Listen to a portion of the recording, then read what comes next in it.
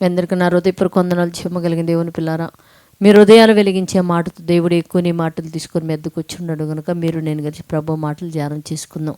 ప్రభు మాటలు ఏ మాటల చేత అయితే దేవుడు మన హృదయాలు వెలిగించుకున్నాడో ఆ మాటల చేత వెలిగించుకొని దేవుని యందు మనం సంతోషిస్తాం. చూడగలిగితే లూకాసు వార్త 2వ అధ్యాయము 18వ వచనంలో గొర్రెల కాపర్లందరంట తమతో దేవదూతలు ఏ మాటలైతే చెప్పారో ఆ మాటలన్నీ వినంటే మిక్కిలి ఆశ్చర్యపోయి తిరిగి మరియ దగ్గరికి వెళ్ళి, అంటే పశువుల పాకలో తొట్టిలో పరుండబెట్టున్న యేసుక్రీస్తు వారి దగ్గరికి వెళ్ళే తల్లికి మరియ తల్లి ఉంది. అక్కడికి వెళ్ళి చెప్తున్నాడు, దేవదూతలు ఏ మాటలైతే చెప్పారో ఆ మాటలంటే మరియమ్మ గారికి చెప్పంగానే ఆ హృదయంలోనంటే అవన్నీ దాచిపెట్టుకుందంటే దేవుని పిల్లారంటే మరియమ్మ గారికి ఉన్న లక్షణం ఏంటంటే దేవుని వర్తమానం ఏమైతే వచ్చిందో తన హృదయంలో దాచిపెట్టుకున్న అలవాటు ఉంది.